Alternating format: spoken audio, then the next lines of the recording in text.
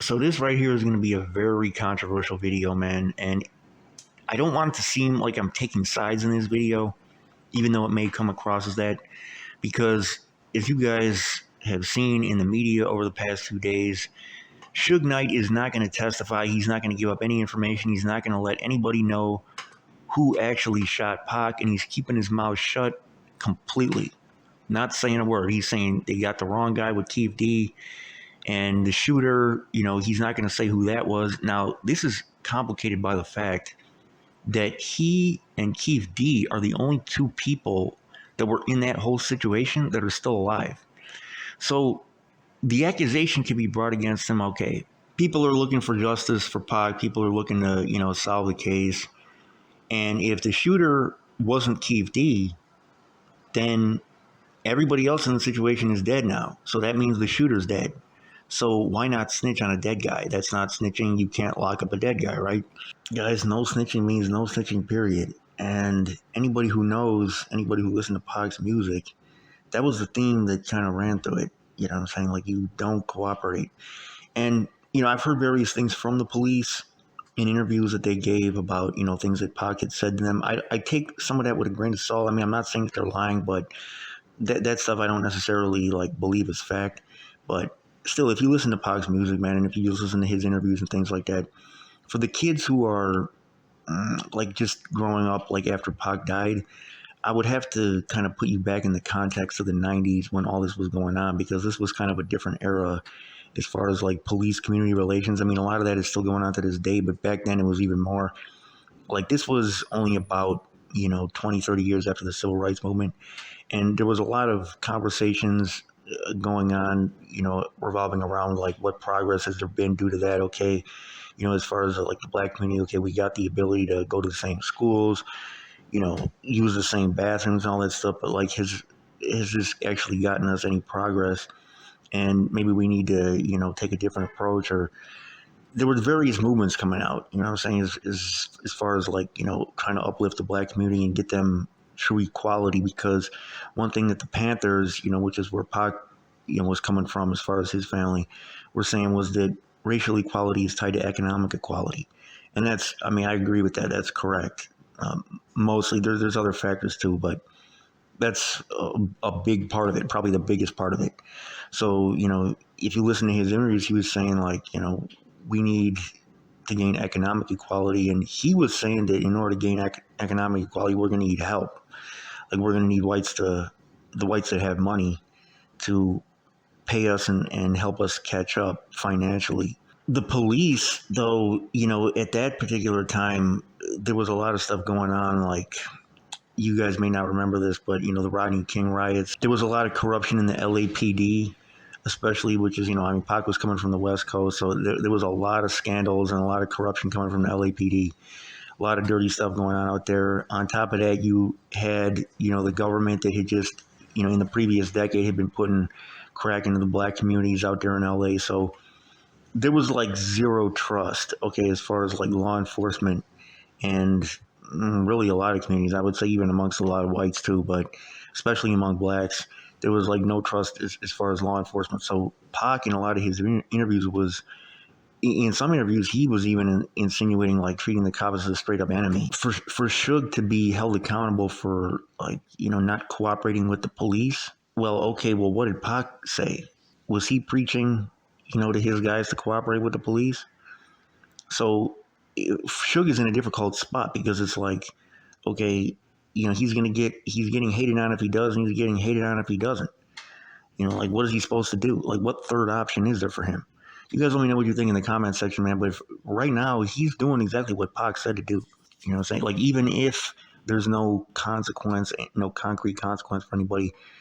And I'll say this, there could still be a consequence for the person's family. If you snitch on somebody now, okay, well, maybe the person is dead, but, his family may still be alive. He might have kids that are alive.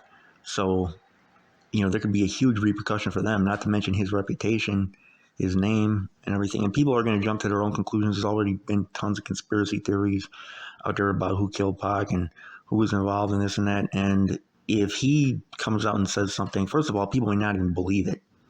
Okay, just because of all the stuff that's already been said about him. just because of all the hate he's already gotten. So, I mean, I know I sound like I'm defending Suge Knight, but I mean, in a way I am, because I feel like a lot of the criticism that he's gotten has been hypocritical. You know, saying not necessarily that people don't have the right to speak their minds, but I feel like, let's theoretically say, what if he had done the opposite? Like, what if he was doing exactly what these people wanted him to do? Well, there's critics because of that too. You know what I'm saying? There's no way for him to win in this. So you guys let me know what you think though in the comment section, man. But Pac, he was at that time. I gotta explain for the kids too. At that time, hip hop, and this comes into play here. It was not what it is today. It was considered more of like a edgy, like fringe underground art form. Okay, you wouldn't hear hip hop typically like on mainstream radio the way that you do today. You would hear it on some radio stations that were smaller, but like on the mainstream radio stations, you didn't really start to get that until the late 90s, like early 2000s. It was considered more of an underground art form. Hip hop, like mainstream hip hop back then, it was looked at really the way that drill music is looked at today. And there was a lot of reasons for that. There was a lot of, degradation of women and calling women hoes and stuff and using the N-word and, calling whites crackers and stuff that was going on in the songs that really wasn't palatable for mainstream radio. So I get it from that perspective. But Tupac being like the face of the rap game, and he was the face of the whole rap game, and not just like one genre. All of the baggage, okay, and all of the like cultural connotations that were on the back of hip hop at that time was kind of put onto him. Even stuff that he didn't necessarily deserve as far as bad reputation, like was kind of going along with him. So, he got a lot of criticism that I think he didn't deserve, but at the same time, he did kind of play into some of the negativity that was making hip hop a target of a lot of critics, even a lot of racist critics, because he would have a lot of positive messages in his music, but a lot of times he would contradict it with a lot of negative messages. Like he would be talking about like uplifting black women and stuff on one song, and then on the next song he would be, kind of treating women disrespectfully, as far as his lyrics. And another example I'll give, he would do something that other rappers and other activists have taken criticism for, which is, like I said, he would be trying to uplift black folks and uplift black women especially. But then when he would like bring out women and to represent black women, he'd be bringing out women that were like heavily mixed and extremely light skinned. And that's a very controversial topic. But I didn't really become aware of this really until I would say probably until my late 20s, early 30s. I was working in the schools and I would hear some of the stuff that some of the girls would say. And black girls, okay, like dark-skinned black girls, they really, a lot of them feel some type of way when they see like mixed women portrayed as them in music videos or movies or whatever it might be. Because, okay, socially, these women might be categorized as black, but genetically, here in the United States, the reason that most women that look like that have that phenotype is due to, being mixed with Caucasian ancestry. So typically, the skin tone is not the only thing that's affected by that. The facial features, the hair type, everything is affected. And so visually what they're seeing up there is not something that looks like them. I'm talking about black women, like women that are like 100% black or, 85, 90% black. Like they're not seeing somebody that looks like them. And so when they hear like mixed women called black queens and Pac used to do this, guys. I mean, he did. When they would see these kinds of women put in their roles, they would feel like they're being replaced or like they're, not beautiful enough or whatever it might be. They really don't like that. And I didn't realize this, like I said, until I got much older. Because when I was a kid, anybody that was like even mixed with black in the society I was growing up in at that time, 80s, 90s, anybody that was mixed with black was considered black. But in this generation, the girls especially, they want that one drop rule gone. You know what I'm saying? And Pac was feeding into that too. With someone you would see in his music videos, he'd be talking about black queens, and he'd bring out a woman that looked like she was 75% Caucasian.